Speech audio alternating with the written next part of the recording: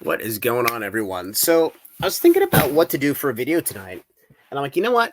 I haven't looked at Pokemon Center ETBs in a while. I haven't looked at the promos in a while. It's been at least 10 days. So, let's take a look. I opened my file and I'm like, holy shit, it's been a month since I've looked at these. And if you guys recall, the last time we looked at these was October 30th, and this was after we had buyouts out the ass for pretty much all the big Pokemon Center ETBs, and I think even Shrouded started to move at that point in time. So it's been a month. Things have settled a little bit. So I figured let's take a look and see what the normalized market looks like. Because this is a super interesting space where uh, the market for these is far more mature than what it is for a lot of the other products. Just because there's a fixed amount, it's a little bit more of a sophisticated market than some of the other items. None of these had any impact bot wise from surging sparks and prior. So it's a clean, pure market. So I want to talk through real quick. So what we're starting to see, and again, I feel like I'm just repeating myself because all of the stuff from surging and prior is just going absolutely nuts. And every time we do this, it's up more and more and more. So SV base, the Koraidon's up to 357. The Miraidon's up to 340. Back in April, they were 225. You go back to the end of the year, they were $100. And almost every single one of these is up at least 3x this year. More importantly, if we look at the total quantity in the market, this is really starting to dry up. And, what we're seeing is the areas where we have big bumps in inventory are the products that have just gone absolutely parabolic. And, folks that are in these for $60 plus tax, depending on the state they live in, how can you not take a 10x plus on your money? At some point that becomes super tempting. So Miraidon's 340. Let's go to Paldea Evolved at 610, Obsidian 674. Now, these are both down from the end of August, because again, this is the little block here where there were a couple buyouts. Was Paldea Evolved, Obsidian, Paldean Fates. Then we had the Walking Wake that was bought out, Stellar, Surging, and Prismatic. Well, not really Prismatic, but everything just kind of pushed up, and Destin did as well. So again, not too many on the market still. Paldea Evolved 34. Obsidian Flames only 56. I would have expected this to go up a little bit more. And if you look online, there's not a whole lot of these on eBay. And I was at a big card show the other weekend, and I saw one case of Obsidian Flames Pokemon Center ETBs and one loose ones, and that was out of like 150 stands. There's not a lot of this product out here. I rarely see any SV base. I rarely see Paldea Evolved. 151 every now and then. Somebody's like, "Hey, look at me. I got $1,000 Pokemon Center ETB. Come look at this." Scarlet and Violet 151 at 950. There's going to be a little bit of a glass ceiling here at $1,000, just because it's never crossed it before. I guarantee you it's going to cross $1,000 probably well before this rotates out in April of next year. And 38 on the market. The other thing of note, the sales of all of these in the last 30 days exceeds the total supply in the market by multiples in most instances. So, this market just continues to churn. The two Paradox Rift, these were complete garbage forever. I remember buying Iron Valiant cases for $275 the end of 2024. At $202 there. The Roaring Moon is $216, and only 26 and 32 in the market. And the most interesting thing about Paradox is it has the lowest print run. Now, it's crossed two ETBs, so it's actually up in aggregate from the other sets prior, except for Paldea Evolved. But 42,350, and a lot of these would have gotten absolutely shredded because back early on, probably right before Surging came out and went nuts, there wasn't a whole lot of collectible value in these. People didn't look at them and say, "Hey, these are collector's items." They didn't really know how to treat them. Paldean Fates, It was as high as 590 back at 447. Like it's a $500 ETB. 76 on the market. And this was the first, I don't want to say sizable print run because they're all pretty big, but this is the first time they came over the top of a lot of supply here. So a bunch of these in the market still. And then we go to temporal. Walking Wake Iron Leaf, same thing. These could be had for $80, $70 all day long.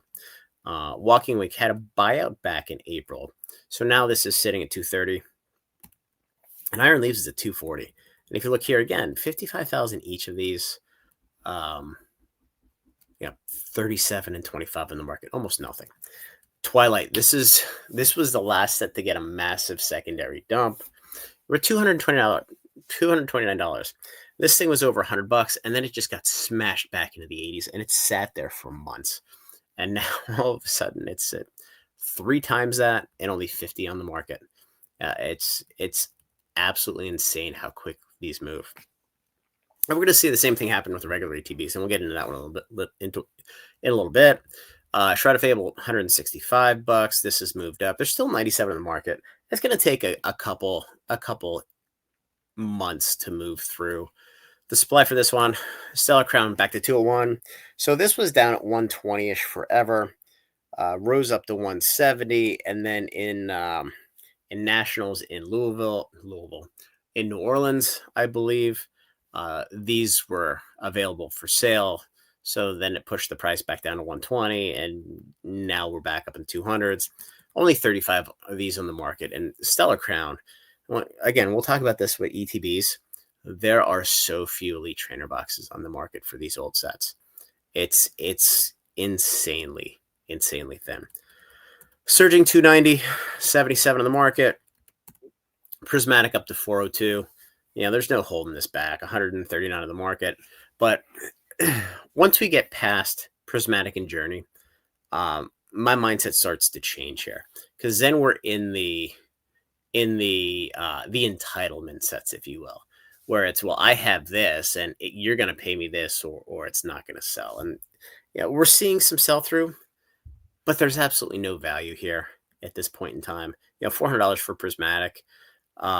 Would I buy it at 400? Yeah, because everybody sees what happens with 151, and a year from now, it's going to do the same thing.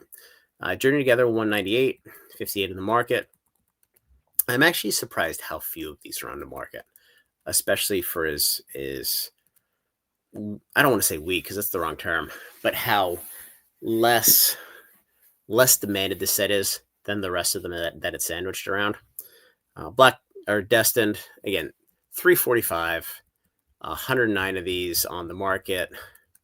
There's no value at 345. I don't really care that the Boba Fett's over $150.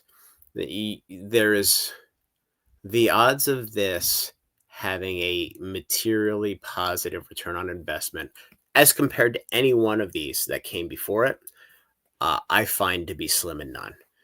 Because quite honestly, the price point on the earlier ones, the rarity on the earlier ones, who knows if we're going to get another bunch of these issued out or sold at some point, like we did with, we got another wave of Prismatic a couple weeks ago. Now it wasn't huge, but it was still more. I don't like the cost. I don't like the cost benefit on anything after Destin nearly as much as anything from Journey and prior. I just don't see it performing anywhere close to as well going forward. Black Bolt, 245, White Flare, 210. Again, two okay Pokemon Center ETBs, but there's no way they should be in the 200s right now. Again, they're there because everybody sees where everything else is and how the rest have performed. So nobody's going to sell it below these numbers. But quite honestly, I'm not a buyer here. And then the two megas, 245, 270, is just absolutely batshit crazy. I'm sure they printed the shit out of these. I'm actually waiting for the second wave of these to come because I missed this the first time. I don't believe we got the release day, quote unquote, drop, which they haven't done for the last couple sets, but it has come at some point. Outside of, we always get the one right around when the set is spoiled. And then there's a second large drop at some point shortly after release. Moving on to the promos. So what's interesting is the promos have actually held up very well. So there was a weak point over the summer where even though the sealed product was up, the promos all kind of pulled back a little bit. 1 second. Okay, I just want to make sure that's working. But these have been very, very strong. So the Koraidon 77, Maridon 95. These are right around all-time highs. The Pikachu at 190. Now, the Charmander and the Snorlax have taken a step back, and there's a bunch of these that have come into the market. But I think when you start to look at these promos and you see them getting up to like $300, $400, which some of them have spiked to, that becomes a little obscene, especially when you could have purchased a PSA 10 of these for around then there within the last 6 months. Now, obviously, the Snorlax is in the thousands. The Charmander, last I saw, was like $3,500 for PSA 10. Now, I'm certainly not a buyer of those at that point, that price point. It just doesn't make any sense versus just being able to buy the sealed item. So it does seem like there's a little bit of a ceiling here as well. Now, the Paradox, the Roaring Moon, and Screamtail, these things were 20, 30 bucks forever. Now you're up to 76 and 59. And again, the thing I want to mention is the quantity of all of these, again, with the singles, is far less than what the average or the last 30-day sell-through is. Now we have a bunch of Mimikyus coming in. Obviously, this has gone up, and Paldean Fates got shredded. A ton of these got ripped, and that's part of the reason why there's so many of these that continue to come to the market. But then, you look at the Temporal, Fluttermane, Iron Thorns, up to $44 and $51. None of these promos are under what the Petrarun is. And the Petrarun was the trash of the trash. The Teal Mask Ogerpon at 44 was a trash of the trash of this forever. And, you look at Ogerpon, there's 43 in the market. 68 Petrarunts. I know there's a big hit on this a couple weeks ago, but there's not that much of this product out there. Noctowl at 55, Magneton 88. Now, I will tell you, what I did see at the card show, and it was a large Philadelphia card show, was I saw a lot of PSA 10 Magnetons. I probably saw 10 of them there. And, this is one of the sets early on where people bought them. They ripped the boxes, and then they went to grade the Magneton promo. In my mind, that's why the boxes are a little bit more valuable, because they're a little bit more rare. And there's always been a ton of these Magnetons in the market because people will grade them. They'll come back as 9s. They'll crack them, and then they'll sell them at near mint on the open market. The Eevee at 109, same situation here, quite honestly. I wouldn't buy a near mint of this on the market because the odds of it already either being weeded out as to no shot at a PSA 10 or having been submitted, coming back a 9 and broken in the market. It's just not worth the risk unless you can put eyes on it and you can buy it in person. Enzora, and I like Journey. I like the ETBs. I'm shocked that there's only 38 of these out here. And what you're going to see as we go down through the quantities here, it looks to me like very few of these ended up getting opened because people knew they had stacks of cash. So why even bother taking the risk? The Wobbuffet's at 144 bucks, but there's only 28 on the market. There was only 3 of them a month ago. So there aren't that many out there because everything's in the sealed ETB, which, by the way, are at $350 as well. So you get the Black Bolt, White Flare. I don't really care about these. It's way too early. And then you have the 2 megas, the Alakazam and the Riolu. 10 of these and 16 of these. You're going to have the same issue with these. Now, are they worth $100 each right now? Probably not. But ultimately, if none of them get opened because it doesn't make any sense, having a copy of the card, especially a PSA 10, is not a bad place to be.